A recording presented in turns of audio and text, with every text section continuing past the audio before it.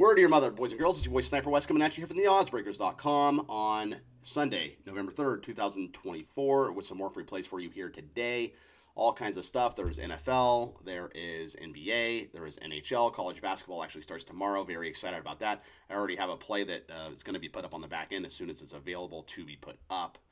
And I think we're going to do pretty well in college basketball this year. Looking forward to it. Had a really good March Madness, actually. And I would recommend going over to the Oddsbreakers and checking out that website and the Oddsbreakers YouTube channel as well. All kinds of podcasts over there. There's actually some pretty big name guests. Bill Krakenberger's been on there. Ross Tucker's on there from time to time. So I believe Chris Fallica is on there. You know, Bear Bets, he's on there too. So the Oddsbreakers, that's where you want to be. There's a lot of good content over there. And you can follow me on Twitter at the Sniper Wes. And you can like and subscribe to this YouTube channel as well. It does help our analytics. I'll go ahead and get into these free plays because there's a ton of them. And I want to get through all the content because I know you want to place a bunch of bets. And hopefully you tail because I've been doing pretty well. So I'm going to start with the NFL. I like the Chargers over the Browns. So obviously Deshaun Watson's gone. Dorian Thompson-Robinson is out for the year. So is Jameis Winston from here on out. He had the big win over Baltimore.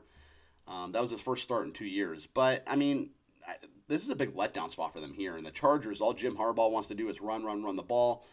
That's his MO, right? He wants to control the clock. He wants to play keep away. Cleveland, they give up 126 per game on the ground. But the Chargers, I think, are going to do more than that. They're going to probably exceed that number because they run the ball more than an average team.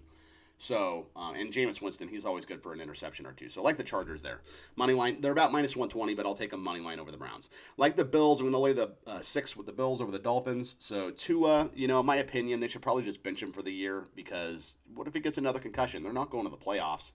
And you're just throwing him out there for no reason, to be honest with you. And they should probably just shop Tyreek Hill and kind of tank on the year and see what happens next year. That's my opinion, but that's probably not what they're going to do. But Tua did look good. He connected on 28 of 38, 234 yards and a touchdown. But the Dolphins lost. They lost the Cardinals 28-27 yet again. The Dolphins defense, they just could not hold the Cardinals. They actually do have a pretty elite defense. They only allow 300 yards per game. But if you remember Buffalo, they sliced and diced them week 2. They beat them 31-10. Josh Allen, MVP candidate, 14 touchdowns, 1 interception. And I think they're going to do it again. I'm going to lay the 6 with the Bills over the Dolphins. Like the Falcons over the Cowboys. So I'm going to lay the 3. So obviously their offense is very revamped. The Falcons' offense is. And if you remember Cousins, he threw for 500 yards against the Buccaneers. They did have that letdown against the Seahawks, but, they beat, I think it was Carolina last week, right? Or no, it was Tampa on the road last week who they beat. So they bounced back after that loss. But, the Cowboys, Mike Zimmer and his defense, they're just not good. And I get they have a lot of injuries, but they're allowing 28 points a game, which is terrible. It's the second worst in the league.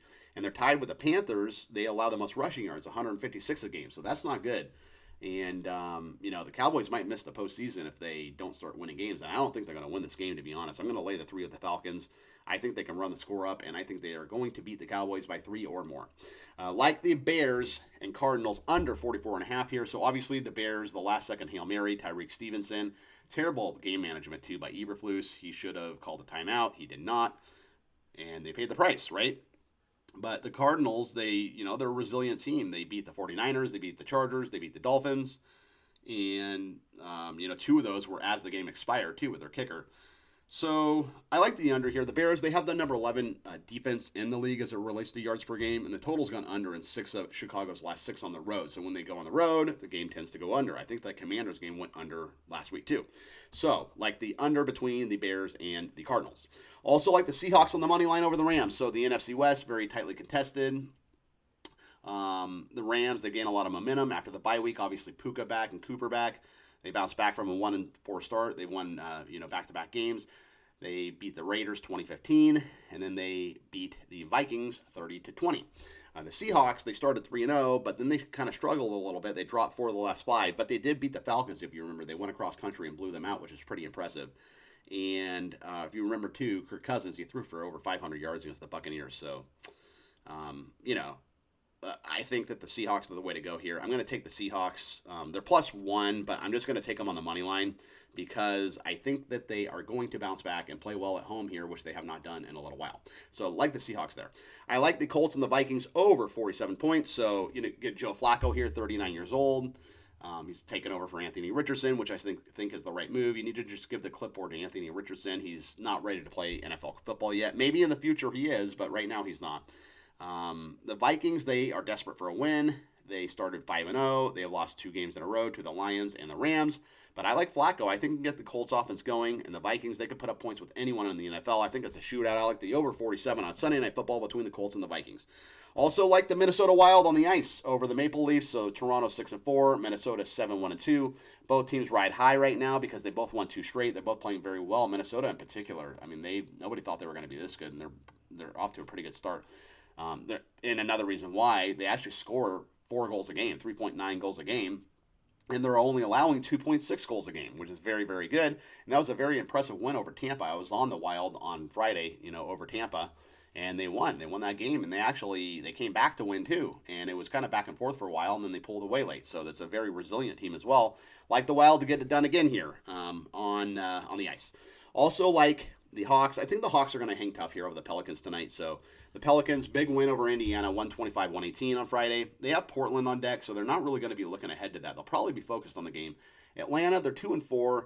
What's funny, though, they're 0-6 against the numbers, so they haven't covered a game yet this year.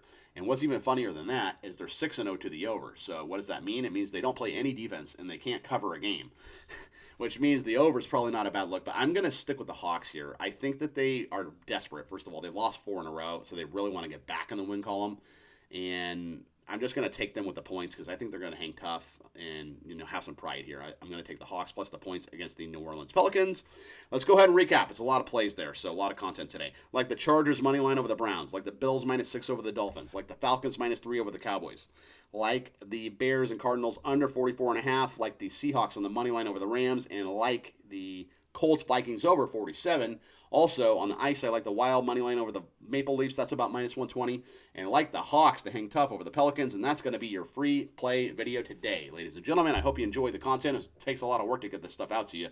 Hope you appreciate it. Hope you're having fun this weekend. I hope all these plays cash for you. And best of luck. I'll see you guys tomorrow with some more free plays. Monday Night Football tomorrow and college basketball tomorrow starts. Looking forward to it. I'll see you guys later. Adios.